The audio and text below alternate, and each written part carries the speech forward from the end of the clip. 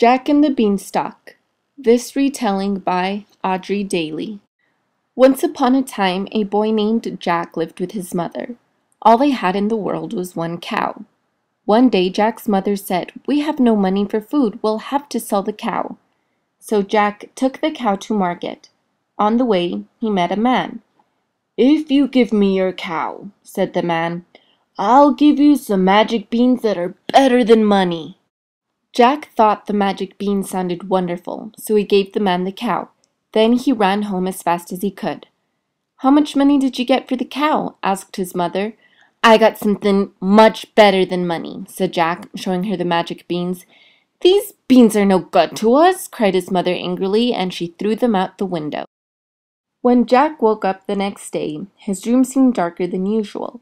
He went to the window and saw that a huge beanstalk had grown in the garden overnight. "I must find out what's at the top," he cried, rushing outside, and he began to climb the beanstalk. Up and up he climbed. At last he found himself in a bare, rocky wilderness. There were no plants or animals to be seen anywhere, but a long road led into the distance, and Jack began to walk along it. Toward evening he came to a castle and knocked loudly on the door. "Can you please give me some food and a bed for the night?" Jack asked the woman, who answered. "Oh no," said the woman, "my husband is a fierce giant who hates strangers." But Jack begged so hard that she let him in and gave him some supper. Just as Jack was enjoying some hot soup, he heard the giant coming. The woman quickly hid Jack in a cupboard. The giant stalked in and roared, "Fee, fi, fo, fum, I smell the blood of an Englishman. Be he alive or be he dead, I'll grind his bones to make my bread." "Nonsense," said the wife, "there's no one here," and she gave the giant his supper. When he had finished his supper, the giant bellowed, "Bring me my hen." His wife brought a little hen and put it on the table. "Lay!" shouted the giant. Jack peeked out of his hiding place. To his amazement, every time the giant shouted, the hen laid a little golden egg. When he had 12 golden eggs, the giant fell asleep. As soon as all was quiet, Jack crept out of his cupboard, grabbed the little hen, and tiptoed out.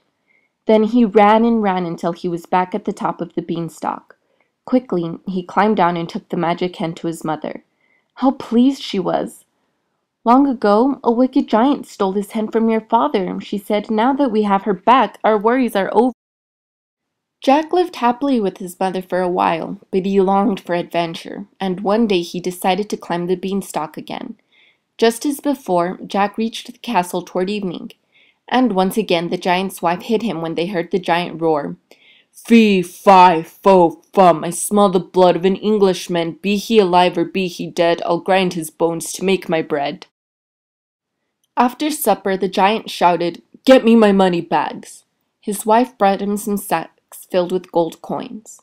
The giant emptied the sacks onto the table and counted the coins over and over again. At last he put the money back in the sacks and fell asleep. Quick as a flash, Jack took the money and ran all the way home. His mother was delighted when she saw the money bags. "The giant stole this money from your father," she said. "You have done well to bring it back."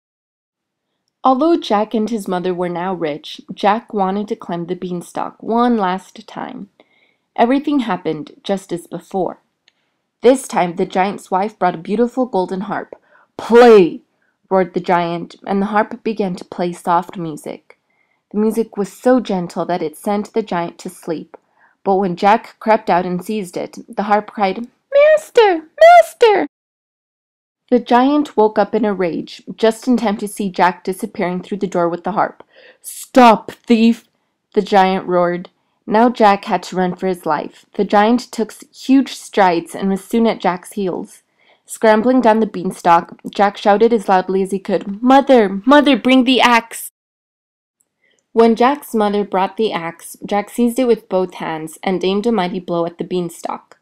Thwack! The beanstalk toppled to the ground, and the giant tumbled down with an earth-shaking thud. That was the end of the giant. Jack and his mother were never poor again, and they both lived happily ever after.